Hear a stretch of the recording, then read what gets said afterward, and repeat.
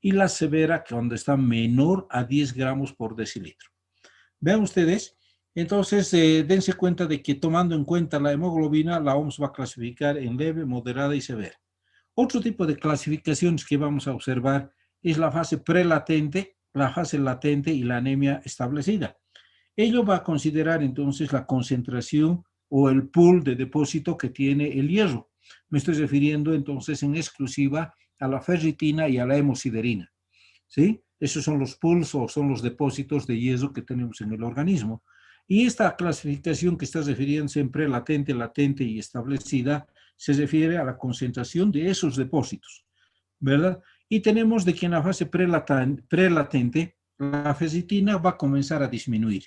Es decir, entonces el estado entonces de depósito del hierro que se existe a nivel del hígado o del sistema fagocítico mononuclear, la ferritina va a estar disminuida.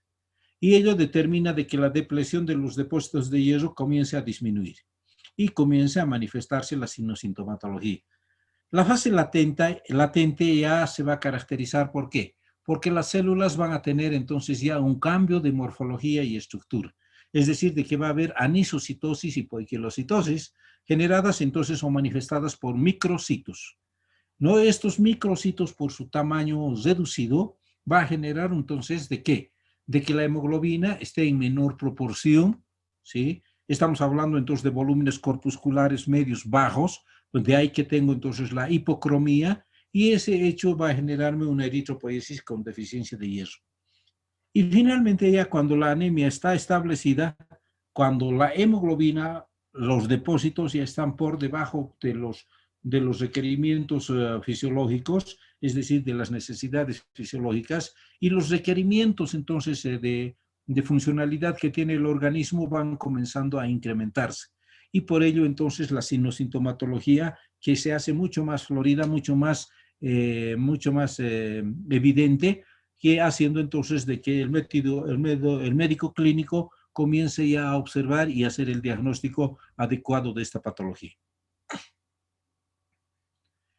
¿Cuál es la incidencia? Vean ustedes, el 30% de la población mundial tiene esta anemia ferropénica, 30% de la población mundial. 38%, ¿verdad?, de las mujeres en edad fértil, es decir, desde los 15 hasta los 50 años, 15, 50 años o desde los 30 hasta los 45 años en edad fértil en Bolivia, de acuerdo al último censo, tiene el 38% de anemia ferropénica. 61% en niños de 6 a 59 meses tiene anemia ferropénica.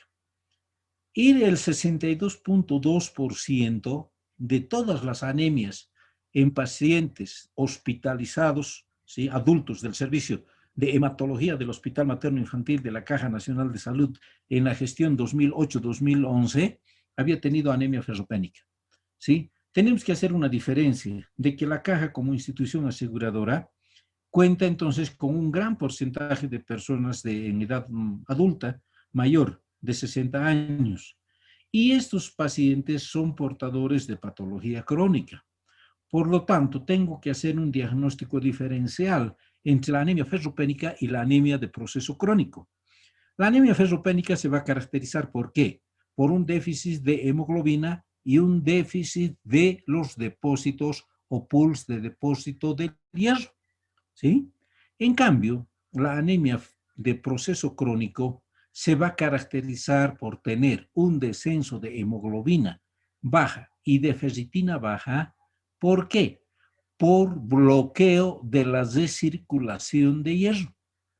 ¿Dónde se produce la recirculación de hierro? A nivel del sistema fagocítico mononuclear, generada entonces por un control de la recirculación por una proteína que se denomina la hepcidina.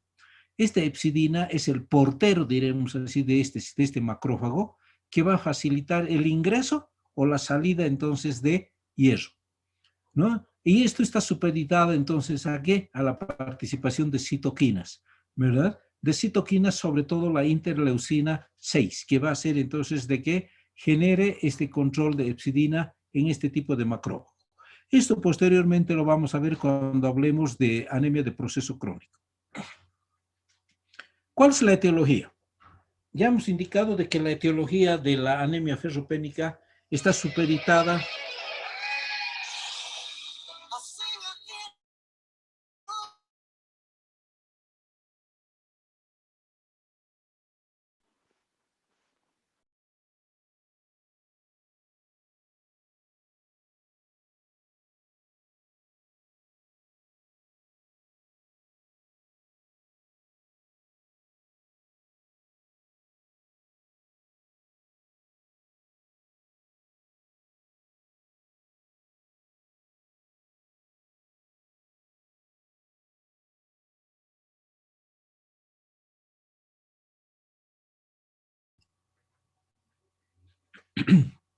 Entonces, dentro de la etiología habíamos indicado, dependiendo, esto va a generarnos entonces aumento de las necesidades de hierro.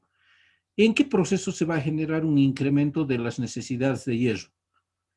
Tenemos los factores prenatales, ¿verdad? Los factores prenatales son entonces una necesidad importante donde tenemos que dar entonces un aporte de hierro.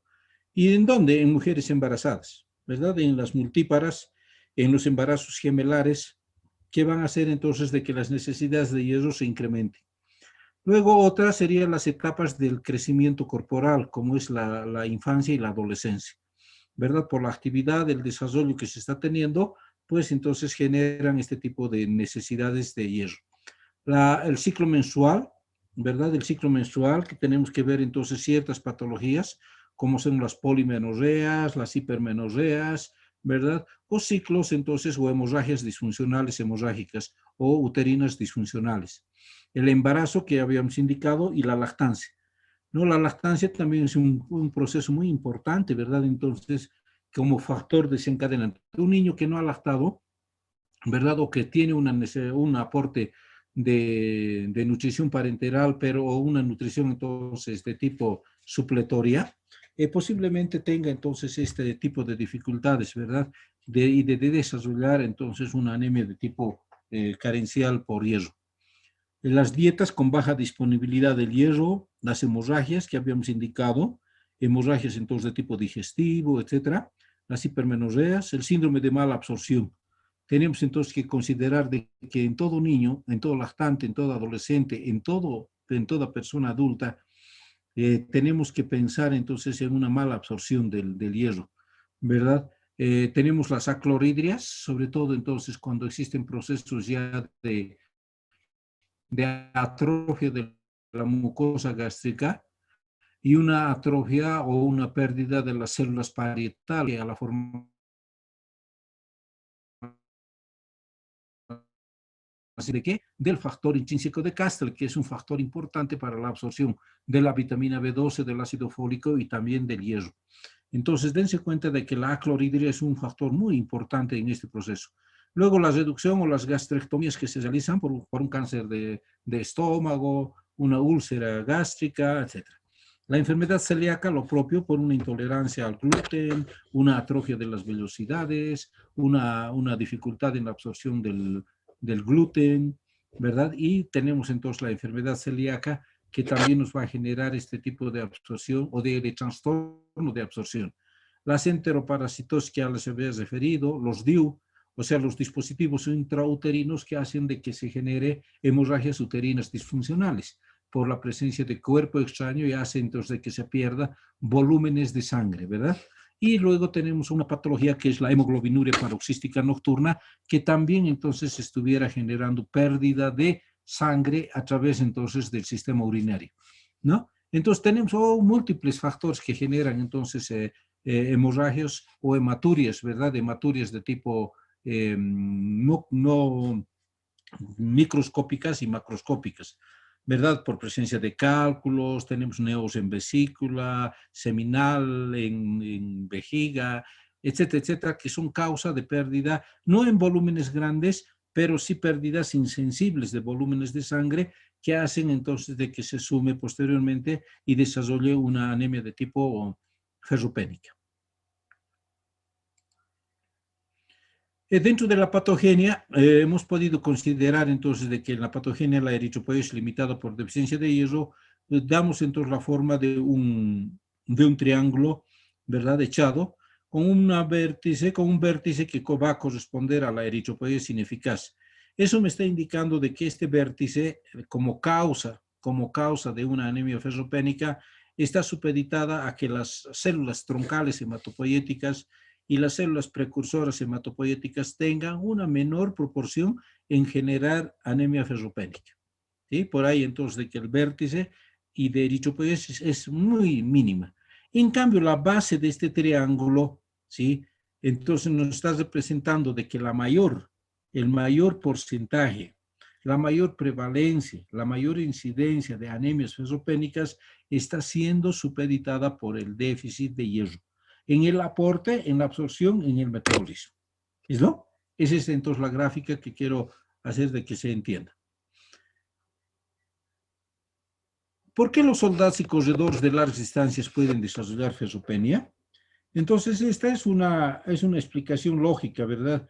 De que estos atletas y estos soldados hacen de que por la permanencia que están entonces por mucho tiempo y por la actividad entonces de correr, hacen entonces de que haya o esto también se denomina anemia de la marcha, y se genera entonces una hemólisis a nivel de los capilares de las plantas de los pies y determina entonces una pérdida de hierro a través de la orina.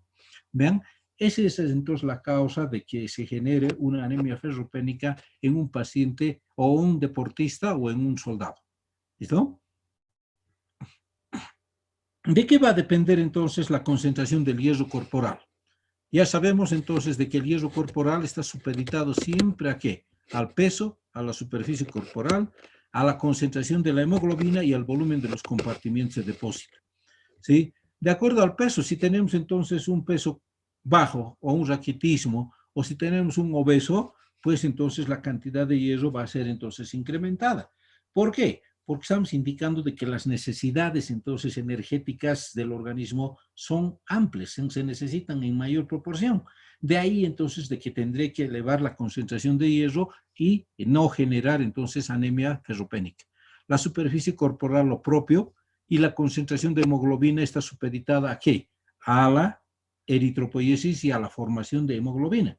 Es decir, del aporte de hierro y el aporte de globina o de proteínas para formar entonces en su conformidad a la hemoglobina. Y el volumen de los compartimientos de depósito, es decir, del sistema fagocítico mononuclear, que no están grandes. Si yo tengo una hepatomegalia, una esplenomegalia, una hipertrofia, un hiperesplenismo, un aumento entonces de las velocidades, eso me está haciendo de que el sistema fagocítico mononuclear esté incrementado. Y el hecho entonces de esto hace de que atrape en mayor proporción, genere entonces un mayor secuestro entonces de hierro en este sistema y determine entonces una hematopoiesis ineficaz y de lógica una anemia ferropénica. ¿Ven? ¿Cuál es entonces la cantidad de hierro corporal total de 25 a 55 miligramos por kilogramo peso de hierro? ¿Sí? 25 a 55 miligramos kilo peso. En total, entonces, hacemos de que el hierro corporal está comprendido entre 3 y 4 gramos, ¿sí? Es decir, 50 miligramos kilo peso. ¿Ven? Todo este hierro corporal que les estoy indicando, está distribuido en dos pools, en dos depósitos, ¿sí? Uno que es el pool funcional y el otro que es el pool de depósito. El pool funcional va a representar el 70% del hierro. ¿Y dónde está entonces el pool de depósito? O perdón, funcional. En la hemoglobina, la mioglobina y las enzimas del citocromo P450. ¿Ven? Y el 30% restante va a estar como depósito, es decir, en forma de hemosiderina y de ferritina. ¿Sí? Dense cuenta entonces de que este pool o este hierro está distribuido en dos compartimientos. No se olviden, el pool funcional, 70% hemoglobina, mioglobina y enzimas. 30% en el pool de depósito, que corresponde a la hemosiderina y a la ferritina. Vean ustedes en esta gráfica, ferritina y hemosiderina, 22% de reserva o de depósito. Hemoglobina, mioglobina y los citocromos es el pool funcional. Esa es entonces la distribución. De ello va a desprenderse entonces de que este hierro va a tener 3 compartimentos o va a estar distribuido en 3 compartimentos, ¿verdad? El compartimento funcional, el compartimento de transporte y el compartimento de depósito. El funcional, ya saben ustedes de que el hierro está disperso entonces en forma de hemoglobina, mioglobina y citócromo. El de transporte, ¿verdad? Está constituido por 2,5 a 4 miligramos de hierro. ¿Y quién va a ser entonces el representante entonces de este compartimento de transporte? Pues la proteína que es la transferrina. La transferrina 1 y 2, que es la encargada de transportar el hierro desde los depósitos, desde el pool, desde el macrófago hasta los lugares donde se está metabolizando o donde se está formando la eritropoiesis. ¿Sí? Y el compartimiento de depósito, ya saben, está representado por la hemosiderina y por la transferrina. ¿Cuáles van a ser las fuentes del hierro? ¿De dónde proviene el hierro? 2 fuentes.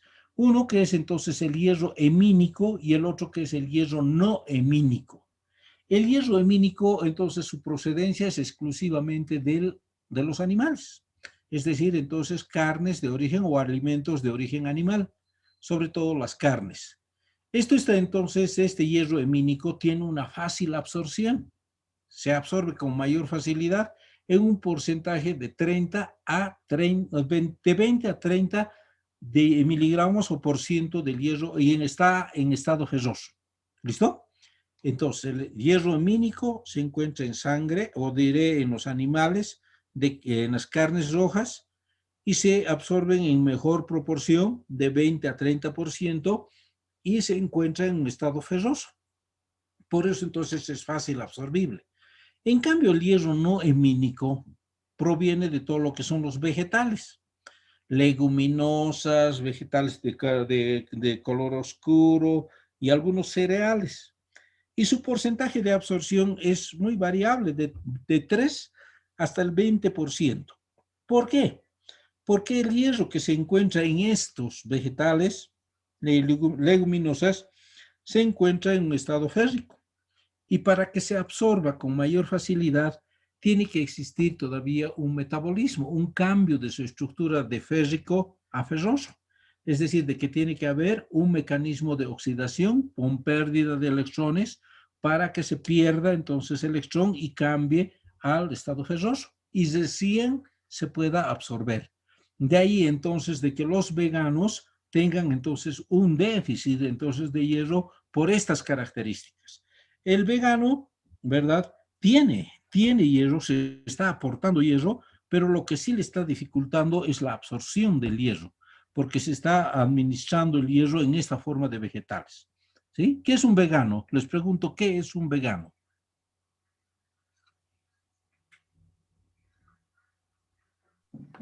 Doctor, es una persona que se alimenta únicamente de alimentos provenientes de origen vegetal. Vegetal, Eso. muy bien. Estamos hablando entonces de los vegetarianos, ¿verdad? Vegetarianos que pudiesen ser entonces de forma parcial y los totales que van a ser entonces los que pues se ingiere o se alimentan exclusivamente de todo lo que estamos hablando, ¿verdad? De vegetales, cereales, de todo lo que son las legumbres, etcétera. Entonces, dense cuenta de que por esas características y preferencias entonces en la alimentación, este tipo de pacientes pudiesen entonces desarrollar una anemia de tipo ferropénica, pero eso a la larga, ¿no? Debido a las características del hierro de depósito que están teniendo o desarrollando, ¿sí? ¿Hasta aquí alguna pregunta, por favor?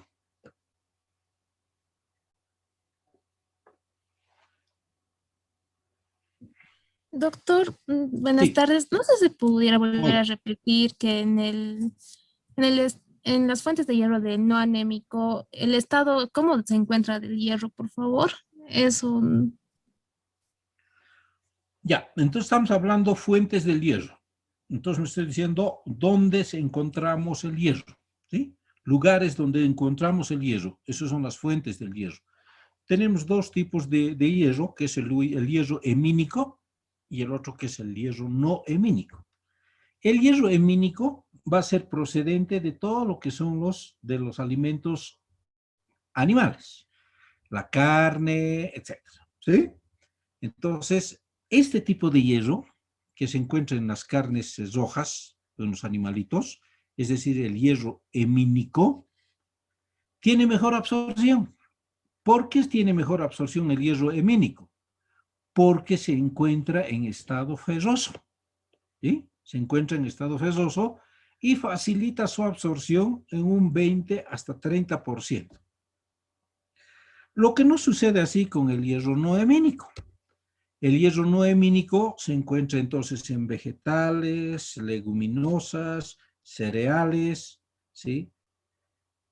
Este hierro que está contenido en este tipo de alimentos, o este hierro no hemínico,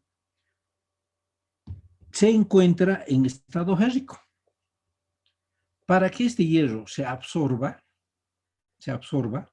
tiene que haber un mecanismo de oxidación con pérdida de electrones para que el hierro en estado férrico pase al estado ferroso y se facilite su absorción, ¿sí? El estado o el hierro en estado hemínico solamente se va a absorber de 3 a 20%. O sea, la proporción que nos está generando o nos está proporcionando los alimentos, los cereales, verduras, vegetales, es entonces, hay concentración de hierro, pero su absorción es mínima, ¿sí? Es mínima debido entonces a las características de disponibilidad del hierro en estado férrico que tiene que sufrir un cambio al estado ferroso. ¿Está claro? Sí, doctor, muchas gracias. Muy bien. Y estas son entonces este cuadro donde vemos el hierro hemínico y el hierro no hemínico. El hierro hemínico tiene fácil absorción. El hierro no hemínico, difícil absorción. ¿Y cuáles son entonces este hierro hemínico? En las carnes rojas, pescados, pollo, hígado, riñón. El no hemínico tenemos en las lentejas, garbanzos, porotos, espinacas, cereales. Bien. Tanto para el hierro hemínico como para el hierro no hemínico, ¿sí? Para el hierro no hemínico, tenemos facilitadores y tenemos inhibidores. ¿Cuáles van a ser las sustancias inhibidoras? Es decir, las sustancias que van a impedir, que van a dificultar la absorción del hierro hemínico y no hemínico. El té, café, mate, yema del huevo, el calcio, el salvado de trigo. ¿Bien? Estas son sustancias inhibidoras de la absorción del hierro hemínico y no hemínico. En cambio, los facilitadores de la absorción del hierro no hemínico, facilitadores de la absorción del hierro no hemínico, están representadas por todos los cítricos: vitamina C, naranja, pomelo, kiwi, ananá, mandarina, tomate, coliflor, papas y batatas. ¿Bien? Estas sustancias facilitadoras hacen ¿de qué? De que faciliten la absorción del hierro no hemínico, ¿sí? No hemínico.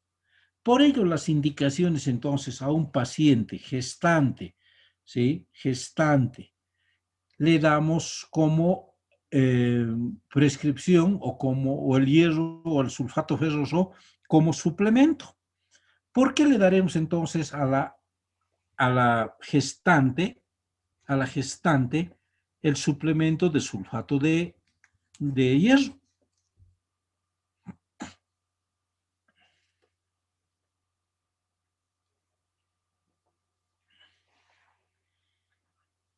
¿Ah?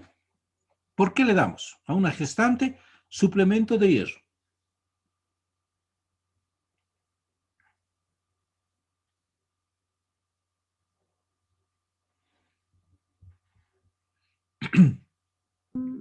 Porque en la gestante aumentan las necesidades de hierro. Correcto. Estamos hablando de un producto de madre, ¿no? Entonces, madre, niño, donde las necesidades de hierro se incrementan por el hipermetabolismo que se está generando entonces en el cuerpo, en el organismo de la madre gestante, ¿verdad? Por ello entonces tengo que darle sulfato de hierro, ¿sí? ¿Sí? El sulfato ferroso, ¿verdad? Y para ello tengo que facilitarle entonces su absorción, tengo que facilitarle su absorción. Yo no le puedo decir entonces a mi paciente gestante de que se tome su sulfato ferroso con una taza de té, con una tacita de café, con una taza de leche. No, ¿verdad? ¿Por qué? Porque estoy haciendo de que se inhiba entonces ese hierro, en su absorción del hierro, ¿sí? Lo que estoy haciendo entonces, lo que tengo que darle entonces a mi paciente gestante es de que en el momento de que va a tomar su sulfato ferroso, se acompañe con un vaso de jugo de naranja, ¿sí? De jugo de naranja, de pomelo, de mandarina, etcétera, que sea un cítrico, que le va a facilitar entonces su absorción del hierro para que tenga una mejor absorción. ¿Ven? Y no así entonces lo que les hemos indicado como inhibidores. ¿Sí? Está claro, ¿verdad? Bien. ¿Cuáles van a ser las funciones del hierro? Ya conocen ustedes cuáles son las funciones del hierro. Aparte entonces de ser formador del grupo M, y como grupo M la formación entonces de la hemoglobina, entonces el M hemos indicado de que está formado ¿por qué? Por 4 grupos pisólicos, ¿sí? Por 4 grupos pisólicos que van a almacenar o van a albergar 4 moléculas de oxígeno. Entonces, por lo tanto, este grupo pisólico formado por el M y por el hierro va a ser la transportadora o el transportador de oxígeno. ¿Sí? El principal, transporte de oxígeno. Y también entonces del CO2. ¿Está bien? Uno, otra funcionalidad entonces que tiene el hierro es de facilitarnos la respiración celular. ¿Sí? Va a facilitarnos entonces la actividad enzimática del citocromo P450, generando entonces a nivel entonces mitocondrial todo lo que es el estrés oxidativo mitocondrial y determina entonces de que esta respiración sea entonces mayor beneficio generando mayor cantidad de moléculas de ATP, respiración celular. Otra función que tiene el hierro es la de sintetizar el ADN, ¿sí? No nos olvidemos de que esta síntesis del hierro, aparte entonces de los fenómenos de tipo genético y también de déficit de la vitamina B12 y del ácido fólico, también el hierro entonces va a ser partícipe de la síntesis del ADN. Y vamos a ver entonces de que cómo participa el hierro en la formación de la anemia megaloblástica, entonces alterando la síntesis del hierro, o del ADN, perdón. Y finalmente tenemos de que la funcionalidad del hierro también había estado dada en la cinética celular, en la proliferación celular, ¿verdad? En la mitosis celular. Entonces, dense cuenta de que cuando yo hablo de esta proliferación celular, y no nos olvidemos de que la eritropoiesis y la hematopoiesis es un mecanismo de producción celular en gran medida, entonces el hierro va a ser el principal factor que va a intervenir en este proceso. ¿Listo? Ya conocen muy bien de que el metabolismo, el ADME, la absorción, ya va a ser entonces a nivel de intestino, delgado, duodeno, primera porción. La absorción, estamos hablando entonces de la distribución. Cuando se absorbe, entonces ya hemos indicado, forma entonces un complejo, ¿verdad? Hierro, globina, para formar entonces el transporte, que va a ser entonces la transferrina, para llegar entonces posteriormente a formar la hemoglobina. Pero el metabolismo está caracterizado, ¿no? Entonces tiene un circuito cerrado. Hemos indicado de que el hierro en muy poco porcentaje se pierde, de 1 a 2% a través de ¿qué? De la descamación a nivel de la piel, del intestino, y también en forma de urobilinógeno y de coprobilinógeno. Entonces las pérdidas son muy escasas. El metabolismo también es variable, ¿verdad? Dependiendo la edad, el sexo. Dependiendo la edad en el niño y en el anciano, entonces en el anciano sobre todo, en la tercera edad, va a alterarse ya entonces el metabolismo del hierro. Por lo tanto, no está absorbiéndose, ¿no? Debido entonces a qué? a la atrofia de las vellosidades, a cambios entonces del pH, hay una alteración entonces del pH gástrico, hay una disminución de producción de enzimas, etcétera, etcétera, ¿verdad? Entonces, cosas que van a desfavorecer entonces de que ese paciente tenga una eritropoiesis eficaz. En el adulto, el metabolismo en un 95%, el hierro va a venir ¿de dónde? De la recirculación. Hemos indicado de la recirculación o de la recaptación, ¿verdad? Del hierro, ¿verdad? Hemos indicado de que el glóbulo rojo, cuando ya es senescente y cuando ha cumplido sus 120 días, ¿sí? Se tiene que destruir. Esa molécula de hierro que se está liberando tiene que ser entonces captada por un macrófago. Ese macrófago va a captar y va a desdoblar en hierro, que va a ir entonces a la recirculación a través de la transferrina, y la globina que también va entonces va a disponerse entonces para formar posteriormente la hemoglobina. ¿Sí? Entonces dense cuenta de que ese hierro tiene que recircular entonces proveniente del macrófago. Y esta recirculación está supeditada pues a una proteína, a una glucoproteína, que es la hepcidina. La hepcidina es una glucoproteína que va a tener una función de ¿qué? De regular la cantidad de hierro que se va a quedar dentro del macrófago o va a ser liberada del macrófago hacia la recirculación. ¿Ven? Entonces, este mecanismo de recirculación está alterada en la anemia en la anemia de los procesos crónicos o en la anemia por bloqueo, que vamos a ver posteriormente. Y en el niño va a ser 30%, va a depender de la ingesta, ¿no? Desde la lactancia hasta el niño, entonces ya hasta los 12 años, preescolar, escolar, siempre va a depender entonces de la cantidad de hierro que se está aportando en la ingesta. ¿Sí? Está claro esta parte del metabolismo, ¿verdad? Sí, doctor.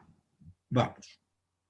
Y esta es entonces parte del metabolismo del hierro que les había explicado, ¿no? Metabolismo del hierro en sus etapas. Uno que es la absorción a nivel del duodeno y del yeyuno. Esto siempre entonces va a buscar entonces la transferrina del hierro.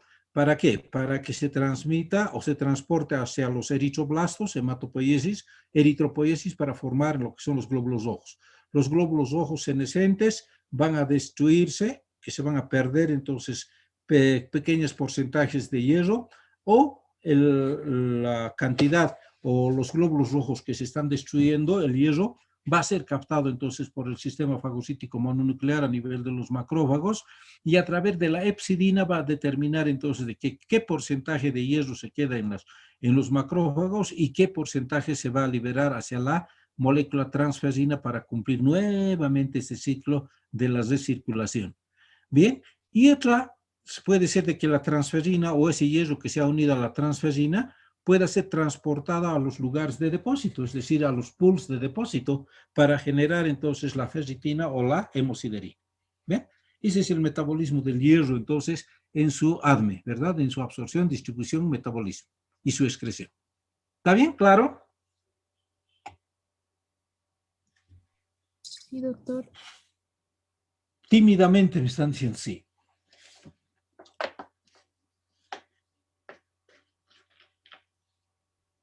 ¿Dudas? Si no hay dudas, nos quedamos aquí, nos vemos el día jueves y acabamos el tema de anemia ferropénica. Está bien, doctor. Listo. Buenas Hasta tardes y luego, gracias doctor. por atender. Hasta luego, doctor. Hasta luego, doctor. Hasta luego, Gracias, que doctor. les vaya bien. Buenas tardes.